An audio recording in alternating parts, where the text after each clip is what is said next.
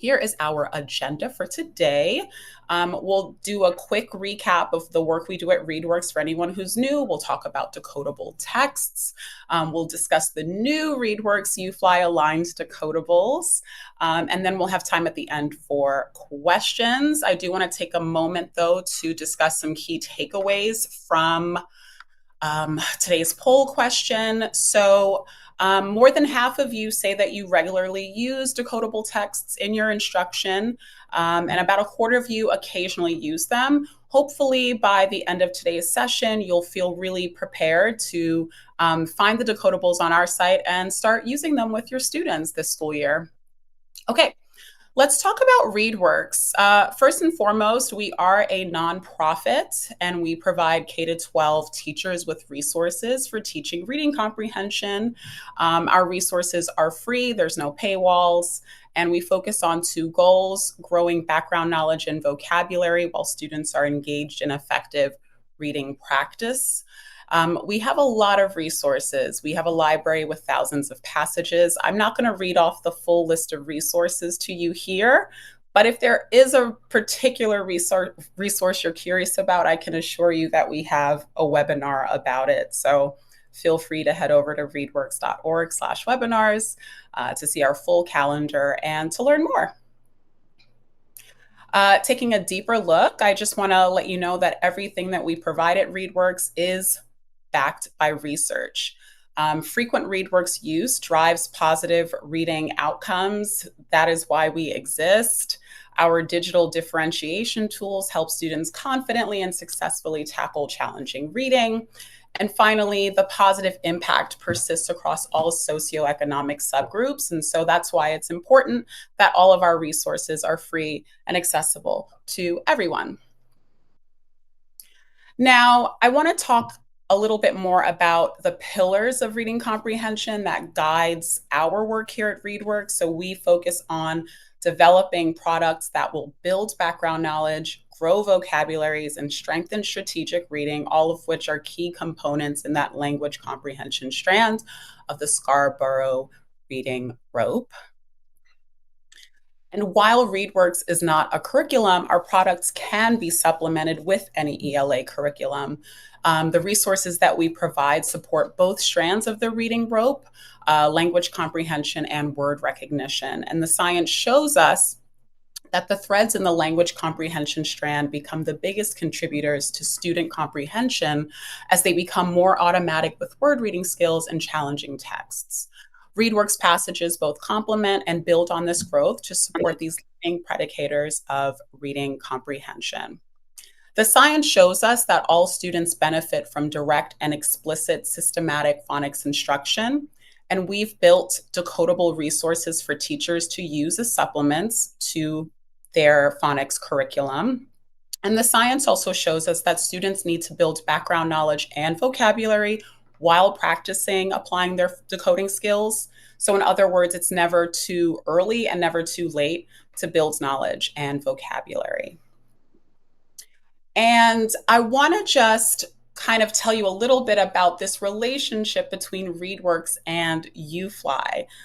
So back in 2023, we made our appearance in the Decodable text guide. I'm sure all you folks who are familiar with UFLI and the toolbox, you know this Decodable text guide. We are there. I'm also really excited to share that our newest decodables, the ones that we're talking about in today's webinar, are also in this guide. So very excited about that. But since then, we have had the opportunity to expand our offerings. And so when we had the opportunity and the funding, it just made sense to reach out to the lovely folks at UFLI and to identify parts of the scope and sequence that we can contribute to and develop nonfiction decodable texts for. So with that said, I'm going to pass it along to my co-host, Celestina Lee. Hi, everyone. My name is Celestina Lee. I'm a reading specialist and first grade teacher with DC Public Schools, and also have the privilege of working with ReadWorks on exciting projects like this as an educator support specialist. Like many of you, I'm gearing up to start another school year and thinking about how to best support the readers who are going to be in front of me in 2 short weeks. We know all our students deserve evidence-based, engaging instruction and materials. I'm thrilled to be able to share these new texts with my fellow literacy teachers, and especially honored to introduce you all to our expert guest, Dr. Holly Lane. Dr. Lane is the director of the University of Florida Institute, aptly pronounced UFLI. As an associate professor of special education, her research focuses on effective reading instruction, the prevention of reading difficulties, and teacher education. Dr. Lane is author of UFLI Foundations, an explicit and systematic phonics program now used in classrooms across the country. Those of us who have had the pleasure of using UFLI with our own students can attest to the power of UFLI's clarity and thoughtful design. I also can't fail to mention that kids love it. UFLI empowers our learners to become confident and competent readers. Like ReadWorks, UFLI is committed to making high-quality instructional materials and the professional knowledge needed to implement them effectively accessible to all. We're so honored to be in this work together. Thank you so much for being here today, Dr. Lane. I'll turn it over to you. Thank you so much, Celestina and Tamika. It's wonderful to be here. And welcome to everyone else who has made it here. I want to apologize in advance. This is my first crowdcast webinar. I'm no stranger to webinars, but I feel clumsy moving around a new platform. So if I mess anything up, it's on me. But I wanted to start out by just talking with you a little bit about decodables and kind of the rationale behind them. So if I can correctly share my screen, we will be in great shape. That's going to be the trick there. All right, can you see my screen okay? Yes. All right, so let's get started.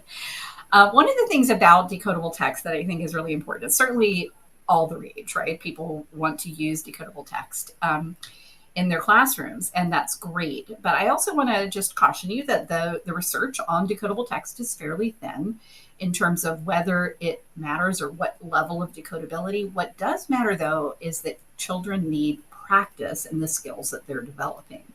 And so I want you to think of it through that lens. There's no doubt that practice is an important part of learning. So one of the things that we're really working on when we are using UFLI or using the decodable text that goes along with it is that we're trying to build kids' reading fluency. So I thought I would start just by defining reading fluency. This is probably not news to anybody on this call, but I just wanted to start out by letting you know the way that I think about reading fluency is that it is accurate reading of connected text at a conversational rate. So we'll come back to that part in a moment, with appropriate prosody or expression. So we're going to kind of drill down a little bit. When it comes to accuracy, we're talking about correctly decoding words that you don't already know, and also recognizing familiar words, words that you've seen before, or high frequency words, words that appear often in text. So you've got to read the words correctly. That's a key element of fluency. Fluency is also automaticity. So this idea of automaticity is often where we go awry with fluency, because we equate automaticity with speed. And automaticity is not just about speed. It's about effortlessness. It's about getting to a point where you don't have to think about the skills that go into the act. And in this case, the act is reading words or reading text. So I think of automaticity on two levels. The word level of automaticity is actually not just reading a word correctly, but reading it quickly and effortlessly. So not really having to put any thought into reading it. And then text level automaticity is being able to move through connected text fluidly.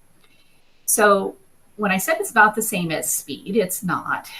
It's often measured by rate. And so we think of automaticity and speed being the same because we measure automaticity by rate. It's not really rate as the goal. Rate is just the best metric we have to measure automaticity, or just the capacity to do something without stalling or thinking or fumbling through it laboriously. And we've all seen kids stumble through words laboriously, and we don't want them to do that. So we want to develop automaticity in reading. The third element of fluency that we'll hear a lot about is prosody.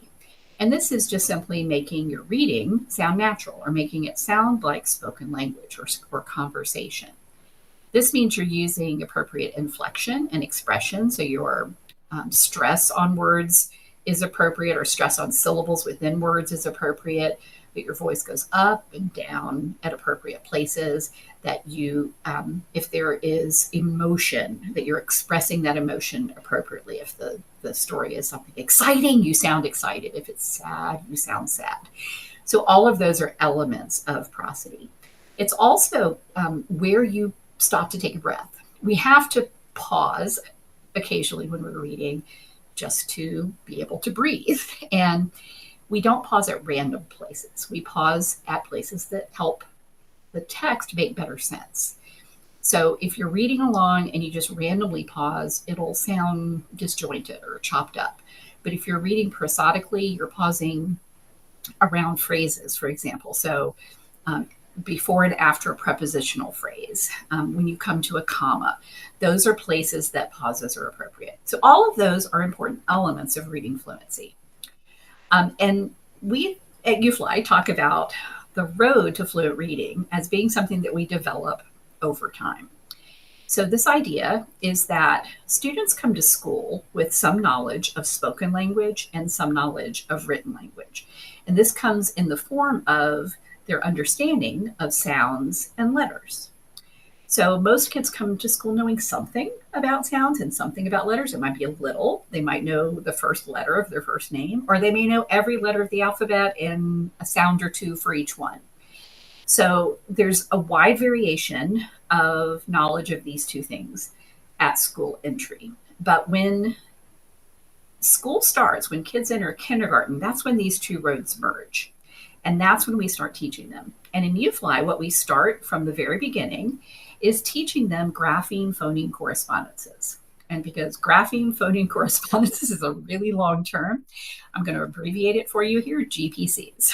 Grapheme phoneme correspondences took up my whole road, so we abbreviated it. So immediately at the beginning of kindergarten, we start to teach children the connections between phonemes, the sounds that they're hearing in speech, and graphemes, the written representation of those sounds.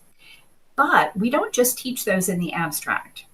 As soon as a child knows even just two grapheme phoneme correspondences, they can start to read and spell words. If you know that the letter A represents the sound A, and you know that the letter T represents the sound T, you can combine those and you can read the word at. You can probably spell the word at. That is understanding of GPCs, but it's also applying it in the reading and spelling of words as soon as possible. I know a lot of programs will teach all the letters and at least one sound for each letter before they start combining them into words. And that just makes very little sense to me, because reading is a pretty abstract idea for children. If you're 5 years old, just remembering that all of these different symbols have names and they have a sound associated with them, that's a lot. But if you're applying it in reading and spelling words, it makes it much more concrete and much more understandable. So we get into words as soon as possible. But we also don't want to keep away from the idea of meaning. We want to dive into meaning as soon as possible. So that means as soon as you can read and spell a few words, we want you reading and writing connected text. And so, for example, using my at example, if I add in the letter S representing the sound S and the letter P representing the sound P, I could read a sentence that is Pat sat. Not much of a sentence, but it holds meaning, right? It's a simple sentence to read, but I could draw a picture that shows Pat sat. And if I'm attaching meaning like that to it from the very beginning, that makes it that much more memorable, and kids hold on to it that much better. So at each of these steps along the road to fluent reading, we want to develop both accuracy and automaticity. So we need to make sure that kids are getting to the point of effortlessness with all of this. So this idea is that automatic text reading frees up the cognitive resources that we need to devote them to comprehension. Inaccurate or slow reading actually interferes with or impedes our reading comprehension. So this is a picture right from the UFLI manual that depicts this. So this idea that a less fluent reader has most of their cognitive load or most of their working memory tied up in laboring through those words. But if we become more proficient, more automatic in reading individual words, the amount of effort it takes shrinks over time. And you can think of any skill you've ever learned to do. When you were first learning it, you had to think about every little detail of it. Learning to drive a car, learning to play an instrument, learning to play a sport. As I'm learning to play basketball, I'm going to really struggle with dribbling, but also shooting and also passing. There's so many different things to do before I can orchestrate that into the complex activity of playing basketball. Same thing with reading. I have to learn how to recognize sounds, the letters, and associate them with sounds. I need to be able to blend those sounds together. I need to flow across the words to make it sound conversational. All of those are parts of orchestrating the act of reading. But the more fluent I am with all of those things, the more of my cognitive effort I can devote to understanding what I'm reading. So reading fluency is a really important element here. So some of the important things to developing fluent readers, we mostly need to have a lot of practice. If you're learning to play an instrument or learning to play basketball, you've probably done a lot of practice and you're doing some of those really basic things over and over again. And the more practice reading and rereading connected text, the better children will be at recognizing those words and applying the skills that they've developed. We know that students with reading disabilities are likely to require a lot more practice than students without disabilities. It's also important that children have access to a lot of carefully chosen text.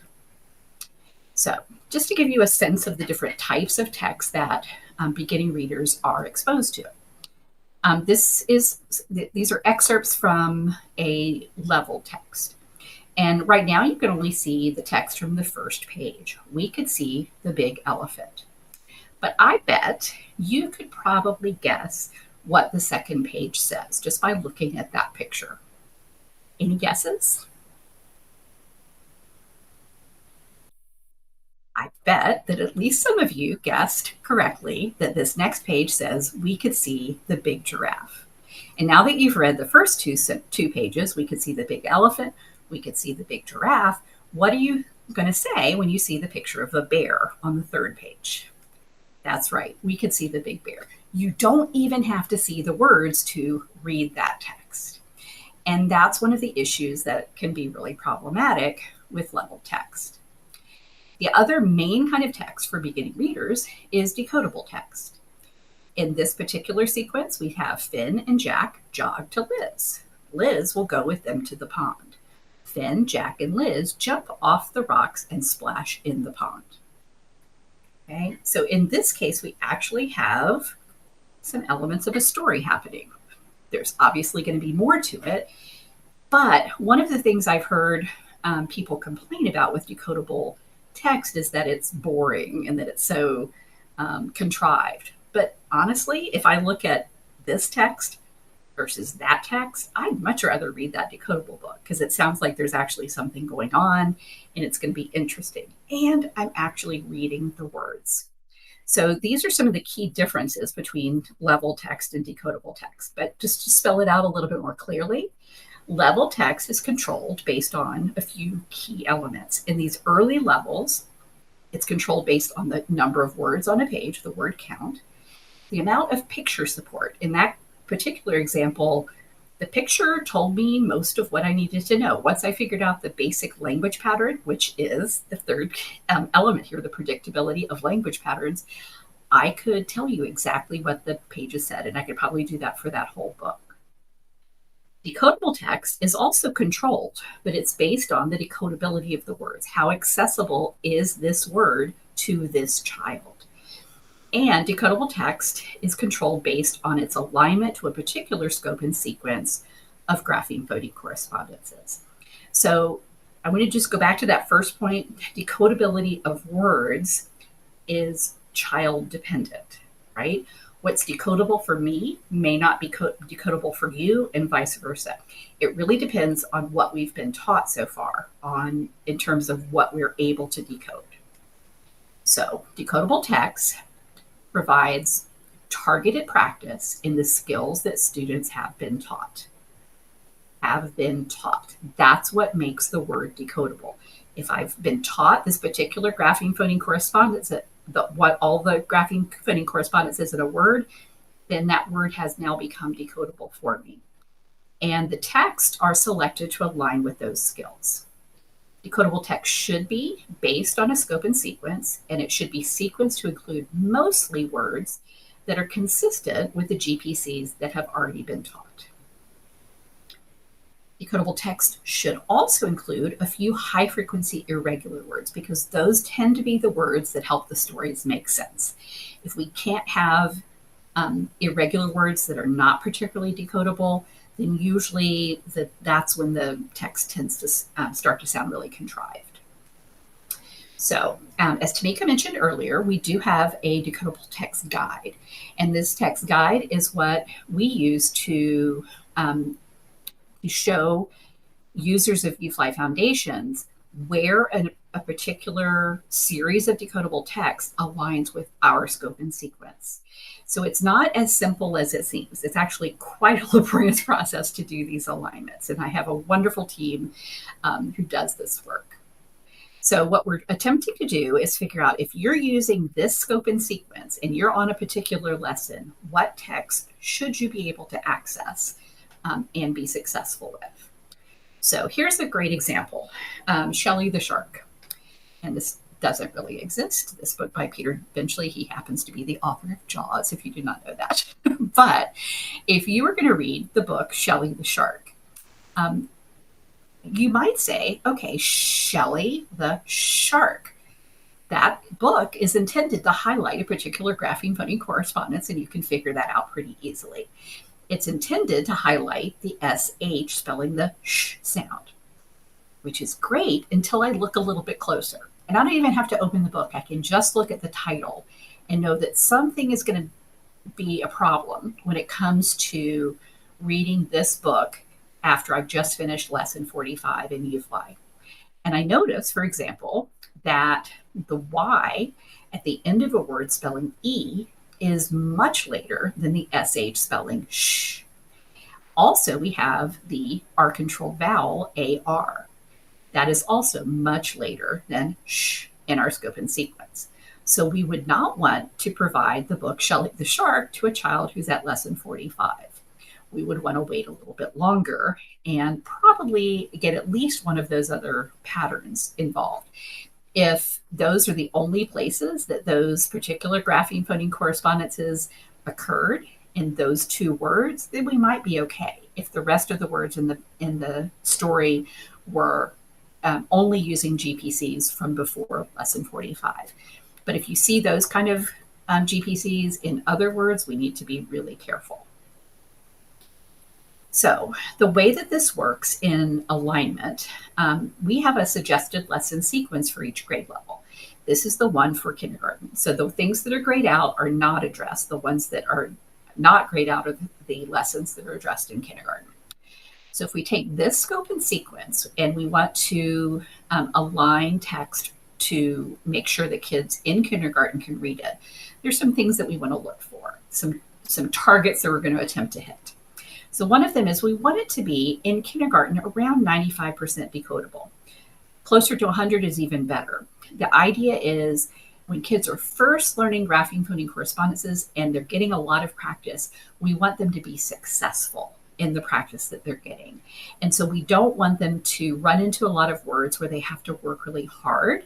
We want them to practice to get to the point of automaticity with the things that they have been taught so far. We also have a few considerations that are important. So we need to think about which graphemes are used, the frequency of those graphemes, and then which irregular words are included. It's okay if there are a couple of words that maybe the irregular word in this book hasn't been introduced yet in the scope and sequence. Guess what? You just tell kids that word. There's nothing wrong with that. that is fine. But what we don't want is for that to be every other word or every third word. We want it to be just a few here and there at most. If we keep going, we can look at the first grade scope and sequence. So you can see that this part of the scope and sequence is where most of the common multi-letter graphemes are taught, right? So you've got your consonant digraphs, you've got your vowel consonant E patterns, your R-controlled vowels, the long vowel teams, and so on. And to align text for first graders, we don't have to have as high of a decodability rate. Text that has 85 to 90% decodability is probably fine in terms of these are grapheme phoneme correspondences that have already been introduced. We also want to think about which graphemes are used and particularly which ones are highlighted. If it's a Shelley the shark that's highlighting that SH, that can play into our thinking about their alignment. We want to think about what irregular words or how many irregular words are included. And we also want to think about the ratio of multisyllabic words. So we do start teaching multisyllabic words. You can see in lessons 63 to 68, we have some of the initial multisyllabic patterns in there, but we don't want to have a ton of those because they're not really that well versed in them yet. And this is also when we start to shift toward a little bit more less controlled text. So I'll mention this or explain this more in just a moment. So we've talked about controlling based on pictures and predictability in level text or on decodability in decodable text. But it's also important to expose kids to less controlled text. So here's our second grade suggested lesson sequence. And you can see at this point, you've already learned most of the basic grapheme phoneme correspondences, most of the common things. So really a lot of text is now opened up and available to you. But at this point, we're also introducing a lot of affixes. You get your initial suffix and prefix section, and then the additional affixes at the end. You're learning about different kinds of spelling changes that occur, and so on. So it's a little bit more complex at this point. So for text to be aligned here, we still want to have around 80% decodability. At this point, kids are developing something called their set for variability. This is the mental flexibility that is needed to approach a word and recognize, this doesn't sound right. What could it be? What other sound have I learned for this letter? And so on. So we do want kids to have opportunities to apply that practice with coming up with the right word. So if the first attempt at decoding isn't it doesn't make sense, what could it be instead? But there are other considerations as well. So again, we want to think about the graphemes that are used in the book. Are these ones that kids still need practice with? Sometimes you'll see more content-specific words in passages at this point, and that's fine. You just need to be aware of that. And again, the ratio of multisyllabic words is probably increasing quite a bit at this point. And again, we're continuing to shift to those less controlled texts. So why less controlled text? This is a really important concept because one of the things that really worries me is when I hear teachers talk about moving to a more evidence-based approach to reading. I'm using decodable text. That means I'm throwing out all my level text. Please, please, please don't do that. That really is not a good idea. Now, those very, very early ones, like the elephant and the giraffe and bear one that I shared earlier, those probably don't have a whole lot of use, but they're still not worth throwing away. Those level books that are beyond those first few levels are still really good opportunities to have less controlled text access. So one of the things that we want kids to learn as they're learning to decode is learning about the probability that a particular grapheme will correspond with a particular phoneme. We refer to this as statistical learning. So this is something that isn't taught explicitly. I'm not going to tell kids, 64% of the time this grapheme is pronounced this way, and 20% of it, I'm not going to get into that. It's more something you just internalize through experience. The more often that you see a particular grapheme representing a particular phoneme, the more you're likely to go to that phoneme first when you're trying to decode a word. But when you've learned an alternative phoneme, you might try it if the first one doesn't work. But you start to notice which ones are most common, which ones are least common, and which ones are kind of in between. So, as an example, EA. EA can make several different sounds. And in lesson 85, kids learn that EA can represent the long E sound. At this point, they might be reading a text something like this. Do you like peaches? I love peaches and cream, right? So they, right there on that one page spread, they had 3 opportunities to read words that included that EA. And my guess is there were a lot more in that book. But EA can also represent a short E sound. And in lesson 94, we introduced that short E sound. And here's an example of a book we might read at that point. I read a book about bread. You can spread butter on bread. Again, just there, I've gotten 3 opportunities to practice that EA representing the short E or S sound. But EA can also represent a long A. Now, we don't introduce this until lesson 114. But I might read a book, Steak Tastes So Great. I'd like to have steak on my work break. Wow, I wish. So these are 3 different ways to pronounce the EA, or 3 different phonemes we can assign to that grapheme. Now, when I look at the probability, it's an overwhelming likelihood that that EA will represent the long E sound. It's almost 60% of the time. Representing a short E sound is only 19% of the time, and representing a long A is only 6% of the time. And really, other than great, break, and steak, there are hardly any words that a kindergarten first or second grader would encounter with EA representing the A sound. Now, there are other ways that you can pronounce that. I can't even come up with what those are right now, but that all together, we're talking about that 16%. So your best bet when you come across a word that has an EA in it is to try the E sound. But we don't want to be stuck there. We need to maintain that mental flexibility to try. Next, I'd probably try short E, and last I would try long A. So this graphic, I think, is great. This is from Wiley Blevins. He suggests that classrooms do need a range of text for different instructional purposes. And as you can see here, in kindergarten, most of the text that kids are reading themselves should be decodable text in kindergarten. But from the beginning, we should have less controlled text. So that those level books, maybe not those first couple of levels, but we should start using less controlled text even in kindergarten. By first and second grade, you should have less of your text focused on decodable reading and more on other kinds of less controlled text. But as you can see over to the right, there should be tons of reading aloud. That's where books are giving kids support in their language development. So understanding vocabulary, understanding syntax, and other elements of language. So I just think this is, there isn't an exact percentage, but it gives you kind of a nice visual to remember that decodable text should be something that's temporary, that's used for practice while kids are learning to decode. The more they can decode, the less they need to emphasize just decodable text.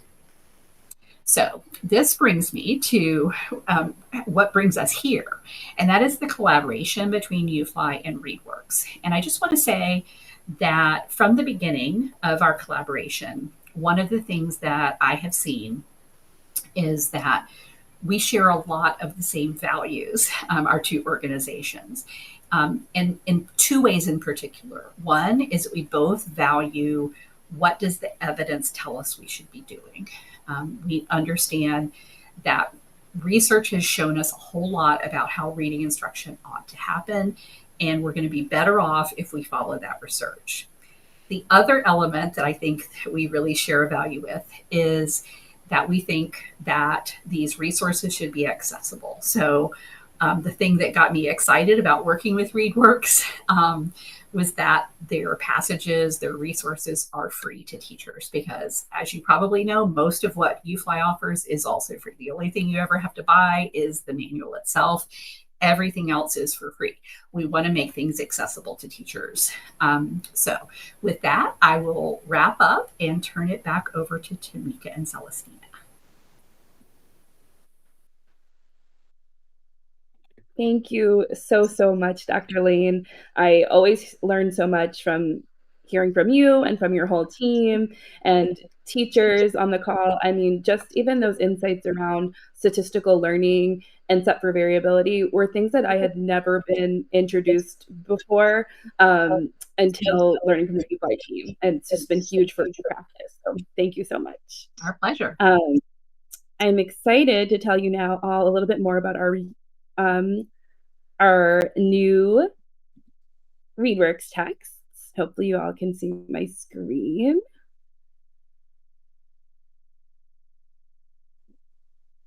Yeah, we can see. Could you give me a thumbs up? Is that coming? Okay, wonderful. Those insights, I'm going to talk more about this decodable, and we'll show you a second in those on the site. But with our new UFLI scope and sequence, you'll find 40 new nonfiction texts aligned to UFLI lessons 35 through 68. Don't worry, we have more coming. Nearly all of these texts are 85 to 90% decodable. And as Dr. Lane mentioned, this level of decodability offers students ample practice with taught phonics patterns and high frequency words, while also supporting their statistical learning and providing opportunities to develop that mental flexibility that we know is necessary for proficient reading. Each text also comes with a detailed teacher note, which includes the prerequisite letter sound correspondences necessary to read that text, the previously taught high frequency words that appear in that text according to the UFLI scope and sequence, as well as what we call knowledge building words, which are words that would generally not yet be decodable for students based on that point in the scope and sequence. So this is a really great place to start and to look to select which vocabulary and concepts you might want to explicitly pre-teach before having kids jump into the decodable. And that's one thing that really sets these ReadWorks decodables apart, because most decodable texts often don't contain many content topics or words that you'd want or need to pre-teach. But these texts are intentionally designed to build students' content knowledge across a wide variety of topics and include a lot of rich vocabulary. We are truly integrating both sides of the rope here. Each week has 2 thematically connected texts that are aligned to consecutive UFLI lessons. There's so much rich research on the benefits of text sets, on kids' vocabulary and background knowledge building. And when our decodables are used in tandem with ReadWorks' 10-minute a day article a day routine, students feel even more confident to tackle the decodable text, and that background knowledge building is supercharged. Because our decodables tackle complex, engaging topics, they're also a great option for older students in need of intervention. I saw some folks mentioning their older students in the chat. We have an incredible writing team. Shout out to all the writers who might be on the call. And they did an amazing job ensuring that these texts do not feel babyish. A level of 85 to 90% decodability not only allows us to tackle more complex ideas, but also to use more complex language and sentence structures. You'll also find that many of our decodable texts have an extended word count, which can also support the stamina work and fluency goals for older readers. Now we'll talk a little bit about how you might incorporate these new texts into your UFLI instruction. Our decodables would serve as a great addition to your Friday UFLI review days. It offers students another opportunity to apply that week's learning within connected text. I've had a lot of success using ReadWorks decodables as part of my small group instruction for students who need more practice with a specific concept. We have some suggested lesson formats on our teacher guide. And also we'll send along with the resources a blog with some suggested lesson sequences. While you're working with a small group, you could also have your other students reading that week's decodables in partners, maybe before they get to do the UFLI roll and reads. As Dr. Lane mentioned, repeated reading is such a key lever for fluency. So my plan for this year is to have both of the UFLI decodables and the 2 ReadWorks decodables in their folders for repeated reading throughout the week, and then sending that same folder home at the end of the week for at-home practice. Like all of ReadWorks products, these texts are designed to fit flexibly into the programs and routines that you're already using, just to further enrich your instruction. I'm going to pass it back to Tamika, who will show us how to get to the decodables on the ReadWorks site. Thank you so much. I just want to also give a reminder to anyone who's maybe come in a little bit late. If you're wondering about the slides that were being used, if you click on the green button on the bottom of your screen that says resources, you can access a copy of our slides as well as the PDF of Dr. Lane's slides. All right, so really quickly, many of you are new to ReadWorks, and so I just wanted to let you know that all you have to do to sign up for a free account is just click on this button here. It takes less than 2 minutes. I'm going to log into my teacher account, and if you're looking for the UFLI-Aligned Decodables, you will head over to Content, and then scope and sequences. So for anyone who is a returning user, you know that this page looked very different not too long ago, but we have updated it to reflect our multiple scope and sequences, to include the UFLI decodables, and we have our previously launched Foundations decodables. But you just click right here and you'll see a drop-down menu from the assigner page, and you can actually assign weeks at a time, like in one sitting. So you'll see a window pop up. We recommend using audio. So all of our texts that are written kindergarten, first and second grade level, they are written at a listening level comprehension. And so what we recommend is you're either reading these articles out loud to students to help build that background knowledge, or if you're assigning digitally, you select audio. And then you can just, once you click assign, you click next. And if you have multiple classes, you select the class that you're wanting to assign this to, and you click next, and you can create that assignment. Now, another way that you can go ahead and assign this is if you click into each, welcome back. If you click into each article a day set with the decodables, you'll see the decodables tab. And again, I want to remind you, we have UFLI and then Foundations aligned. So you're going to want to make sure you're selecting the right tab. Celestina mentioned the teacher edition notes, very detailed on the right side of the screen. So you can assign from here. Again, these decodables are paired with topically connected knowledge building articles. So you can select audio just to support, you know, your K-2 readers. Those of you who have readers in upper elementary and beyond, if they still need that support, highly recommend including audio. And then once you go ahead and you also want to make sure you select the decodables that you want to assign. And I'll show you what that looks like in a student account. But again, most people use ReadWorks with printing. And especially with K-2, if you're using decodables, you're probably going to want to print them out anyways. So you can click on print and you can select the decodables that you want printed. This is going to generate a printable PDF. And so the first set of passages, that's going to be the article a day set, and then you'll see the decodables at the end. Another great way to kind of distinguish is you'll see that larger font right there. So these two are just examples of the decodables that you can go ahead and print out. So let's say you do decide to use the digital version. Again, this is really great with upper elementary. If you have older students that are still building those foundational skills, when they log in,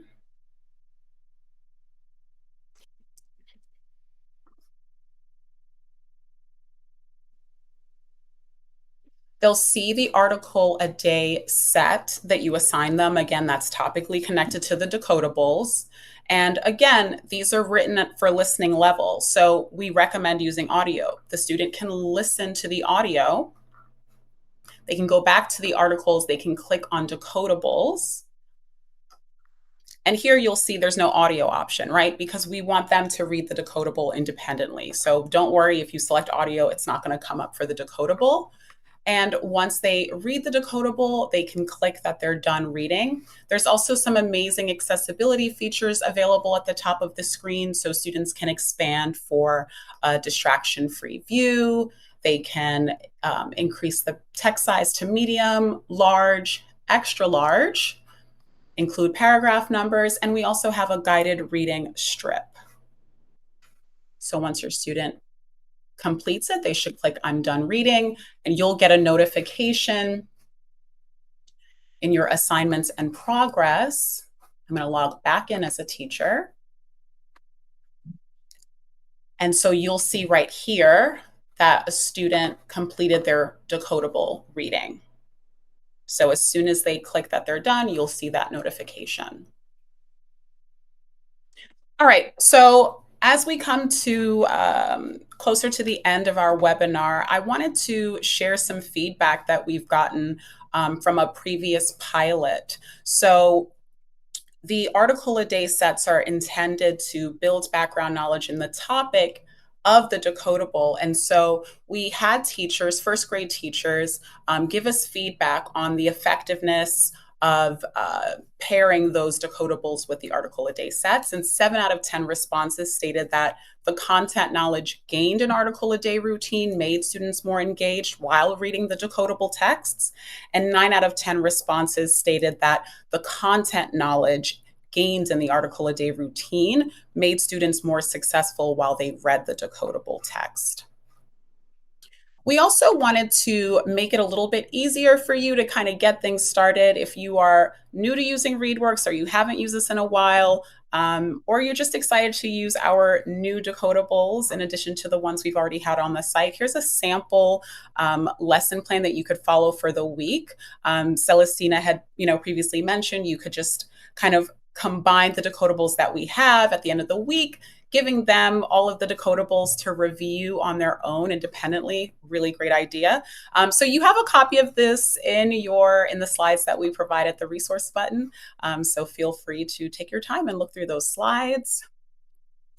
As we also come to the end of this webinar, I just want to let you know that if you teach at a Title I school and you would like to learn more about getting free PD, you can scan this QR code, or you can click the link that I just put in the chat to set up an appointment to speak to me. So if you teach at a Title I school, you do qualify for free PD. So go ahead and reach out to me if you're interested in learning more. Okay, now we're going to take some questions. Here's my contact information. Here's Celestina's contact information. Want to give you another reminder that once you register for this webinar, you receive the copy of the recording as well as the certificate at your email address. And there's a follow-up email that goes out within 10 minutes of our webinar. Okay, so I'm going to pull up some questions for us, and let's just jump right on in. Okay. Tamika, there was one that has been asked a few times that I thought I would jump in and clarify, and that is, what are trade books? Trade books are just books, right? So these are not books that were designed for a reading program or for reading instruction. They're just books you can go to a bookstore and buy. So, Charlotte's Web is a trade book.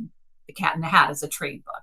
So just books that are sold, trading, right? Got it? Thank you. Okay.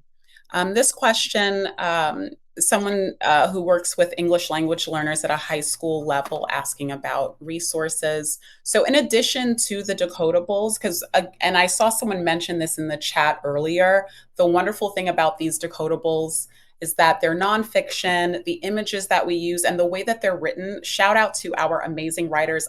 I think Peggy's in here right now. Shout out to Peggy.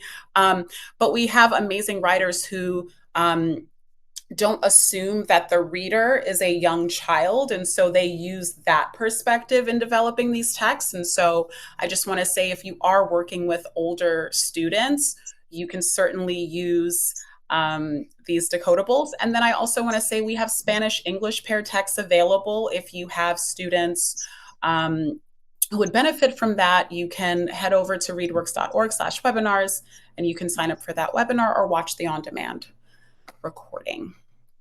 Okay.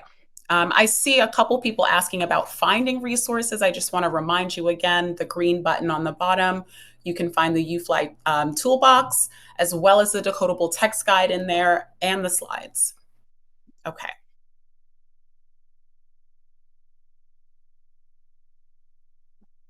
Okay, this is a pretty good question, and I would love to hear from you, Dr. Lane, and Celestina. Can you talk about how to modify the teaching sequence for a student who starts behind, so that we are trying to move quickly to advance a grade level? For example, how might the decodable curriculum be modified for a student at a third grade level who's about to start fourth grade, who might be reading at a first grade level?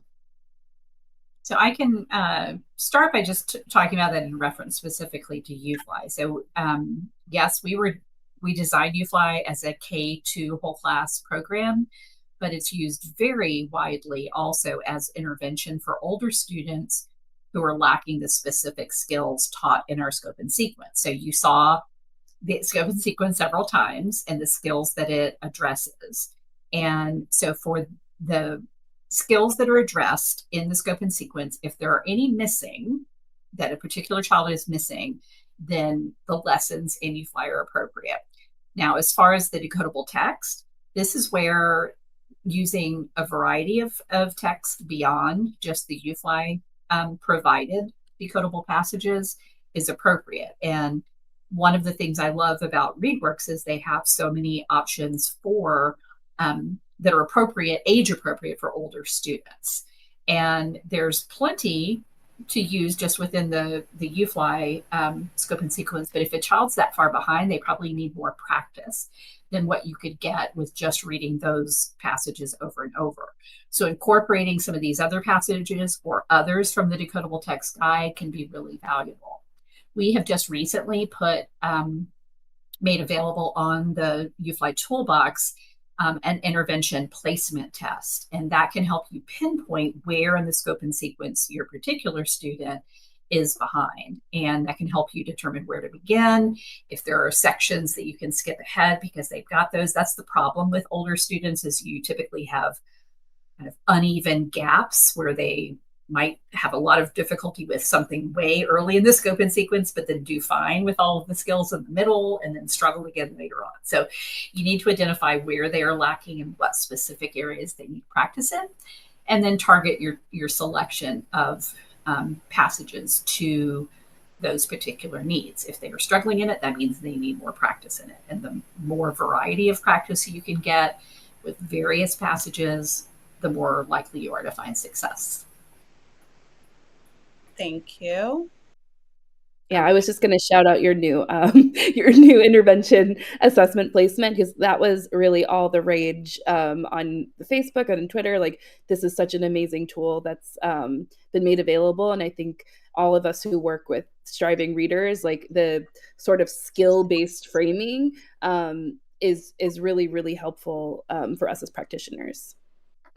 And someone asked where the placement test is. If you go to the UFLI toolbox, you can click on the printable resources, and it's on that page. You just have to scroll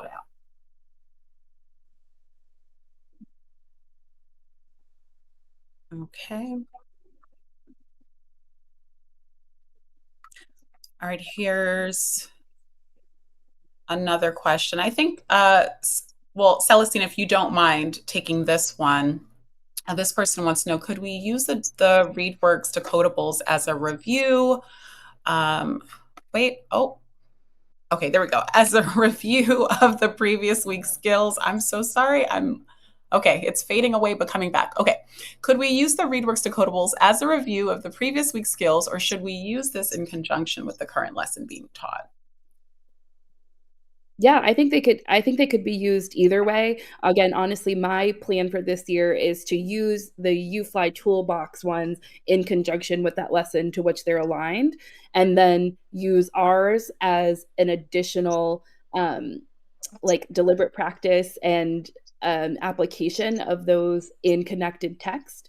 And also, one thing you could do is I could put those in the partner reading folder for the next week, because then you really know that kids can tackle it independently. Another thing that I appreciate, like that's in the UFly teacher guide, is kind of these like different fading layers of support, right? We might be doing it echo reading, it might be choral reading as a and addition to partner independent reading. So I think there's so much you can do with these. Thank you, Celestina.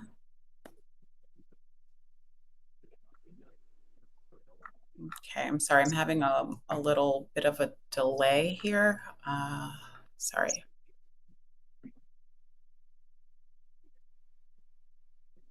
Okay, there's a question on the screen. For students struggling with reading in grade 3, can we use decodable text?